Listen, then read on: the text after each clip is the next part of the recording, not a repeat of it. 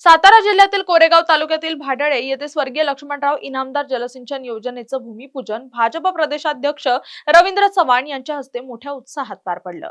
अनेक वर्षांपासून दुष्काळाचा सामना करणाऱ्या भाडळे परिसरातील शेतकऱ्यांची पिकं केवळ पावसावर अवलंबून होती। मात्र आमदार महेश शिंदे यांच्या विशेष प्रयत्नांमुळे ही जलसिंचन योजना या भागात साकारत असून यामुळे हजारो एकर शेती ओलिताखाली येणार आहे। या कार्यक्रमाला माजी खासदार रणजित निंबाळकर, आमदार धैर्यशील कदम आणि सातारा जिल्हा परिषद अध्यक्षा डॉक्टर प्रिया शिंदे यांच्यासह अनेक मान्यवर उपस्थित होते। यावेळी भाजप प्रदेशाध्यक्ष रवींद्र चव्हाण काय म्हणाले पाहूयात। जेणेकरून त्या भागांमध्ये असणारी जी शेती जी आहे ती ओलिताखाली आली पाहिजे, यासाठी विशेष प्रयत्न करतात।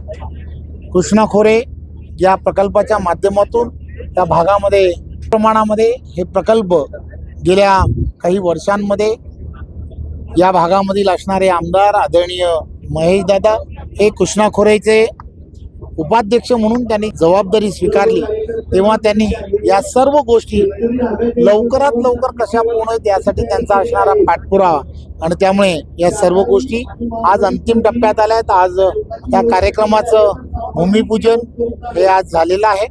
लवकरच 11 महिन्याच्या आत हा पूर्णच्या पूर्ण प्रकल्प पूर्ण होईल आणि आदरणीय देवेंद्रजी जलपूजनाच्या कार्यक्रमाला नक्की या ठिकाणी। जलसिंचन योजनेच्या अंतर्गत किती गावांना फायदा होणार आहे आणि नेमकं किती हेक्टर क्षेत्र ह्याच्याखाली येणार आहे?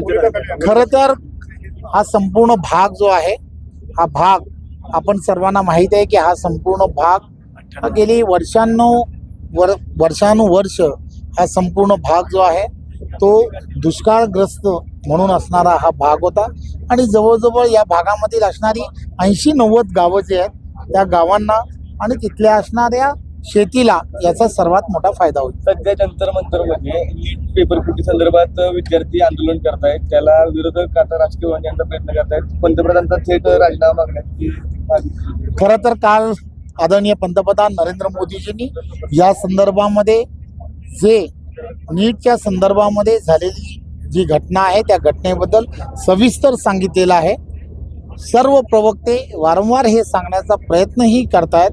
नक्कीच या संदर्भामध्ये आपण पाहाल की या संदर्भात ज्यांनी या संदर्भामध्ये चुकीचं काम केलं आहे, जवळजवळ 13 जणांना त्या संदर्भात अटक झालेली आहे आणि यानंतर हे प्रकार होऊ नयेत म्हणून एक कायद्यामध्ये जे बदल करायला हवेत ते सोमवारी कॅबिनेटमध्ये त्याची मंजुरी घेऊन होणार आहे। नक्कीच धन्यवाद।